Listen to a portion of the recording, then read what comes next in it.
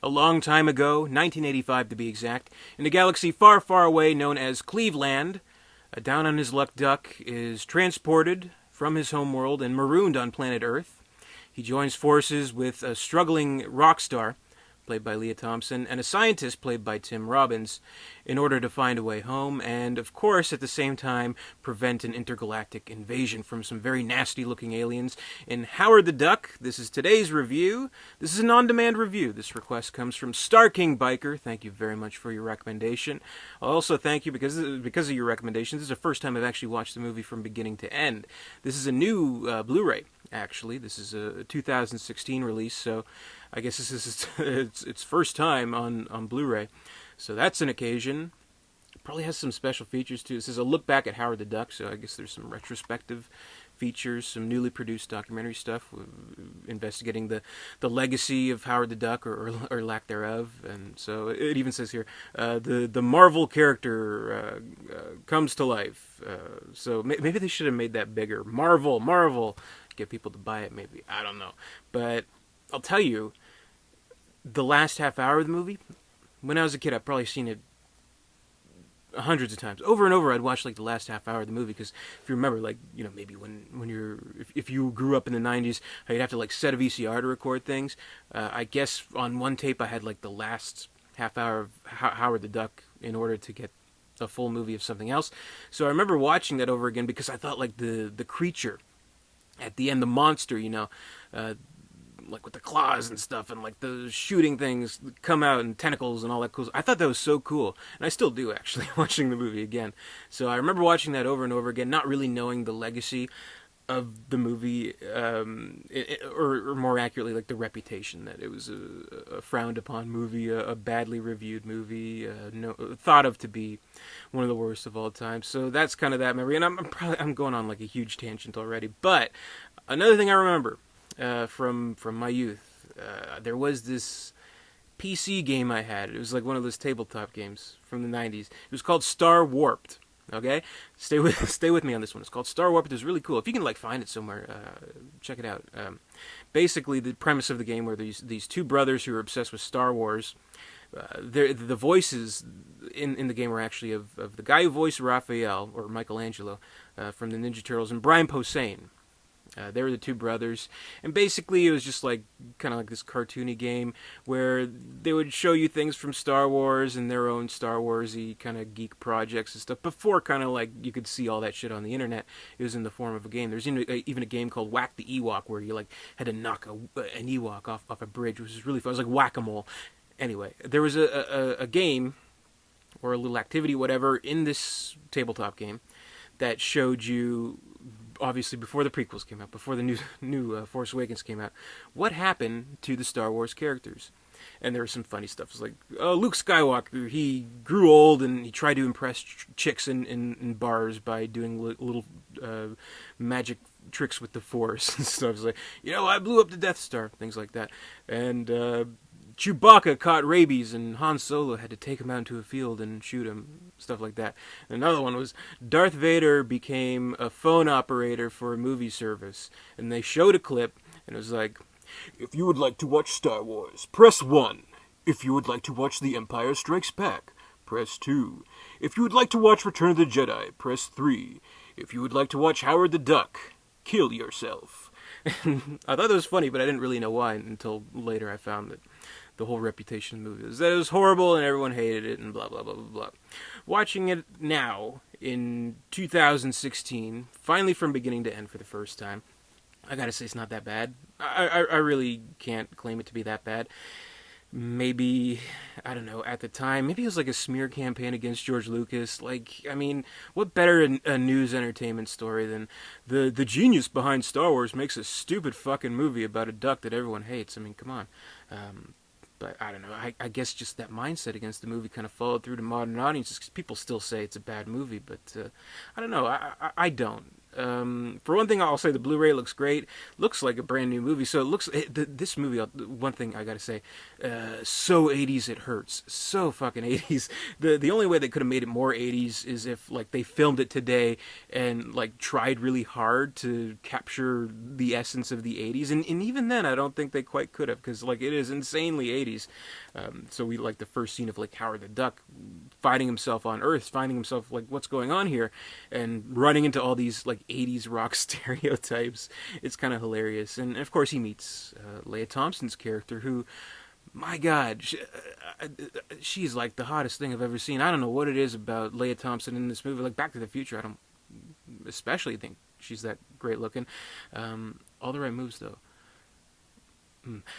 But she's great. Like she has like the teased hair and like the '80s getup. She's great, and you know it's all about this kind of. It is this unlikely friendship, this unlikely relationship between a duck from outer space and a struggling rock star in Leah Thompson. So I think that's kind of an interesting pairing, and the fact that they are kind of, I don't know, similar. Like they both are like were struggling musicians, and then Howard kind of sold out and just became like a copyright lawyer, like the most boring job you could think of. Speaking of copyright lawyers, Universal. I'm just showing the cover of the Blu-ray, so don't fucking flag this, you fucking assholes. Anyway, so I think if you can buy that relationship, if you can buy that pairing, I think the movie works okay from that point forward. But then again, I don't think some people do, and that's kind of the problem. For me personally, same principle as like the Ninja Turtles.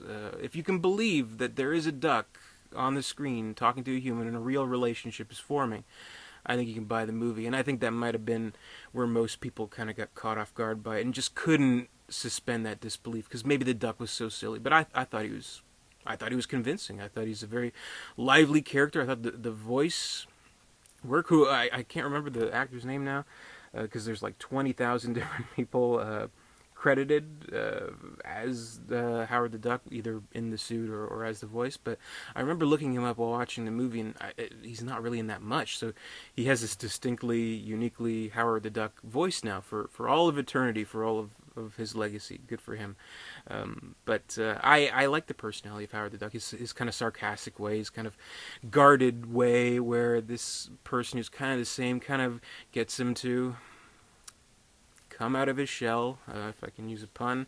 So I don't know, I liked it. And maybe like what hurt audiences most was that there's like kind of like sort of a romantic thing going on too. Like there is a scene, a very kind of tense scene, a very uneasy scene where they're in bed together and she's scantily clad, and she like they're like, you know, maybe about to do it. You're like, what's going on? Like if it gets cut short because like the scientists walk in and stuff, but like if they would have left this a little bit longer, would they have consummated? I don't know, but I think that's like a big no-no for like just an audience. Like I remember again, this is a very tangent. This is my type of review.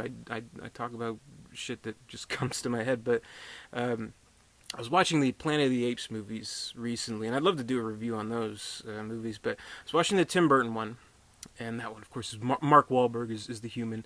Kristana Loken is kind of the human. But then there's an ape played by Helena Bonham Carter.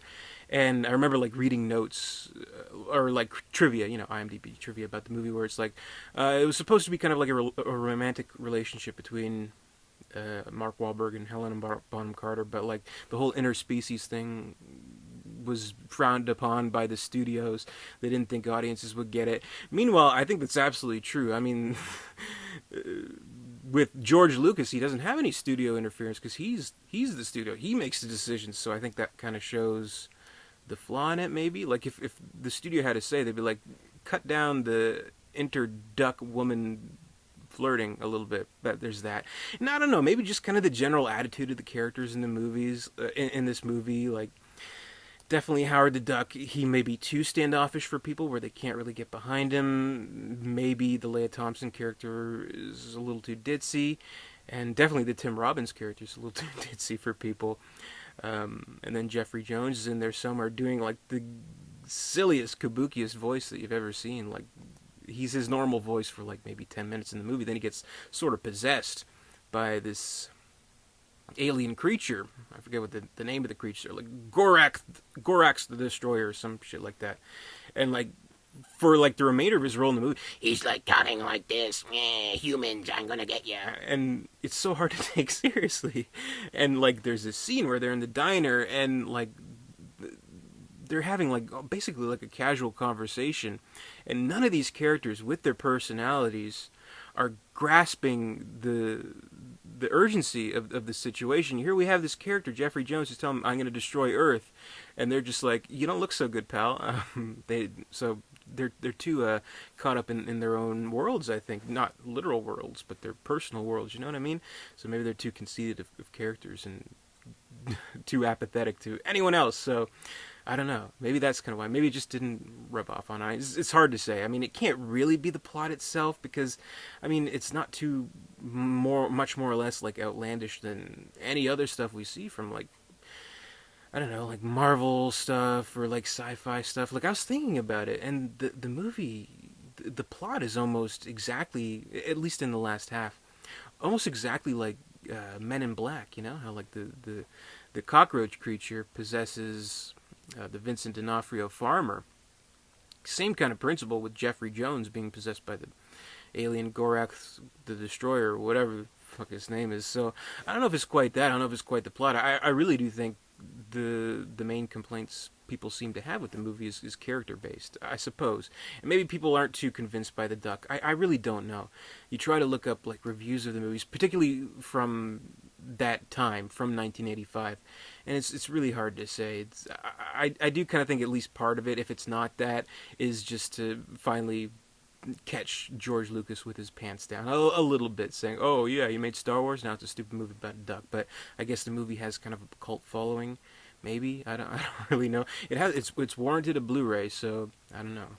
It's a much mallard, excuse me, much maligned movie, so it's really hard to say what people like about it, what people dislike about it. I can tell you what I liked about it. I did like the characters. I thought their kind of antisocial ways were kind of funny, and we do kind of root for them. And yeah, there's cheesy stuff. Like you can almost expect that from the concept alone. I mean, it's a duck from outer space that comes to Earth. I mean, it's a talking duck with like a cigar and a bad attitude and all that kind of stuff. He's trying to find a job, and it's like, what the fuck is going on in this movie?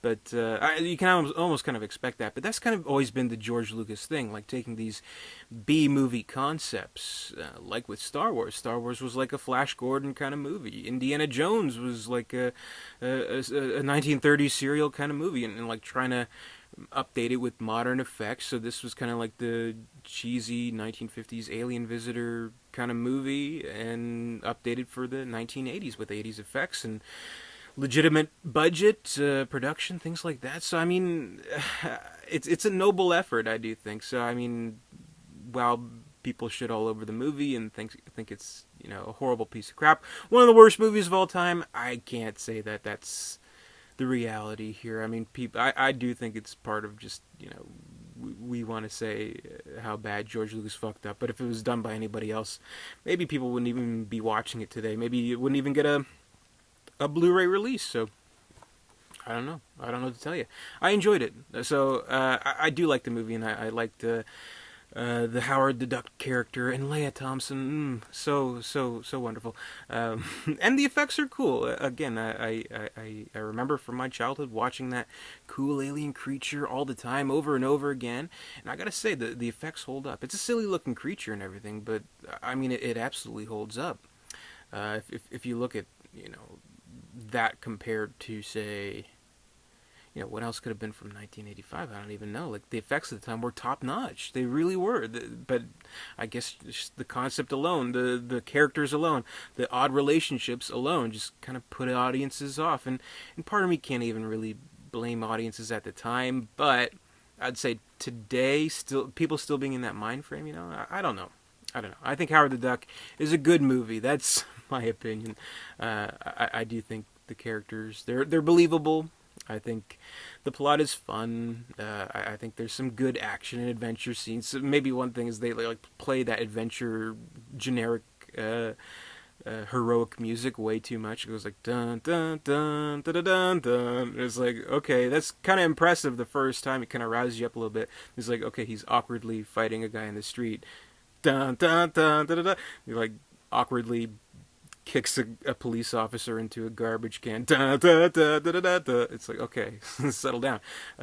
So maybe they overused that a little bit too much. And Tim Robbins, it's like, okay, this must have got his foot in the door at least. And I don't know. It's a funny 80s movie. What can you? It's not better or worse than any 80s movies you've seen, probably. I don't know if that makes any sense. And I like the music at the end. One thing I was thinking in this movie was like, you know what? What could have been a lot better?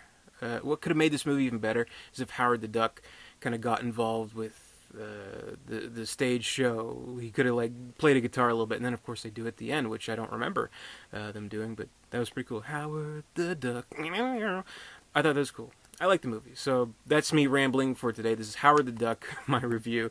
Thank you for your recommendation, Star King Biker. Whenever you leave a comment, I see like a little Howard the Duck avatar there. So I don't know if you're a fan of the movie or just being ironic, but I'll tell you that you got a fan in the movie right here. So that's Howard the Duck. If you have a recommendation for a movie that you'd like me to review, please comment below. Let me know. I'd love to hear what you want me to review, and we'll see if I can get that done for you. So that's all for today. Thank you very much for watching. Be sure to comment, rate, subscribe, all that good stuff. Visit Dare237.com. And until next time, quack, quack.